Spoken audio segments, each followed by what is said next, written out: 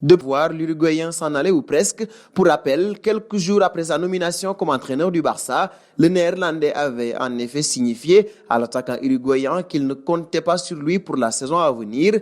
Près d'1 mois plus tard, El Pistolero, sous contrat jusqu'en 2021, n'a toujours pas trouvé de nouveau club. Koeman ne comptait pas trop sur le joueur qu'il n'a pas retenu pour les 2 premiers matchs amicaux. Il reste encore un peu plus de 2 semaines à Suarez pour trouver un nouveau port d'attache. Sinon, il devra se contenter d'un temps de jeu limité en Catalogne, alors que Suarez semblait proche de la Juventus. Son transfert avait finalement été abandonné en raison du processus trop long pour obtenir cette fameuse nationalité italienne. Pour partir, Suarez demande en effet une très grosse indemnité de départ que ses dirigeants ne sont pas prêts à lui offrir.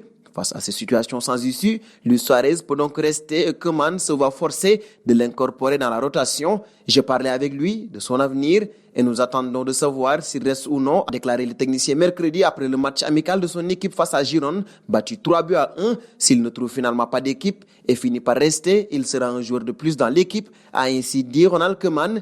Mais il y a du nouveau dans le dossier. Ne possédant toujours pas de passeport européen, Luis Suarez était candidat à la nationalité italienne, sauf que les délais d'obtention du sésame ont été jugés trop longs pour permettre aux joueurs d'être inscrits sur la liste des Bianconeri qualifiés en Ligue des Champions. 3 options hypothétiques semblaient alors promises au buteur: rester au Barça, filer à l'Atlético ou aller au PSG. Mais Marca nous apprend qu'un nouveau retournement de situation s'est produit. S'il était bien à l'entraînement du Barça ce matin, Luis Suarez a pris un jet privé pour se rendre en Italie afin d'y passer un examen en vue de l'obtention de la nationalité italienne, de quoi relancer complètement la piste turinoise. Reste maintenant à savoir si le problème des délais a été résolu.